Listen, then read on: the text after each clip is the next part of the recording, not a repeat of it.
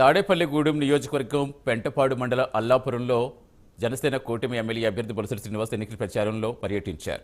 ఈ క్రమంలో స్థానిక ప్రజలు ఘన స్వాగతం పలికారు. గ్రామంలో జనసేన, టీడీపీ, బీజేపీ నాయకులు గుర్రపు బగ్గీలో వెంటరాగా గుర్రపు బండిలో ఆయన ఎన్నికల ప్రచారం ప్రారంభించారు. ఈ సందర్భంగా బొలిశెట్టి శ్రీనివాస్ మాట్లాడుతూ ఇంతటి అపూర్వ స్వాగతం పలికిన అలంపురం గ్రామస్తులకు రుణపడి ఉంటానని, తాను గెలిచిన వెంటనే గ్రామంలో పర్యటించి ప్రజా సమస్యలు పరిష్కరించేందుకు పనిచేస్తానన్నారు. అవసరమైతే ఈ గ్రామం దత్తత తీసుకునేందుకు ప్రయత్నిస్తానని తెలిపారు.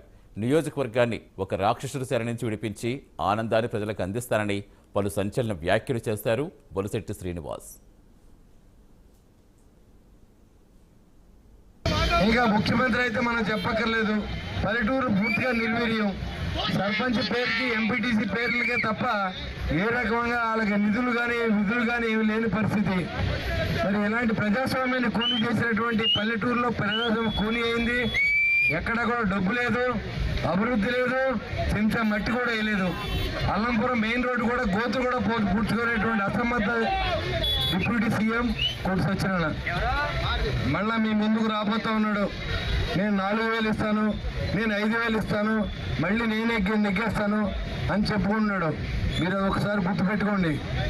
అతను పోతే తాడేపల్లిగూడెం కాన్స్టిట్యూన్సీలో అవినీతి అనేది లేకుండా చేసే బాధ్యత నేను తీసుకున్న హనుమంతుడు సాక్షిగా. అవినీతి అనేది రామరాజ్యం రాబోతోంది.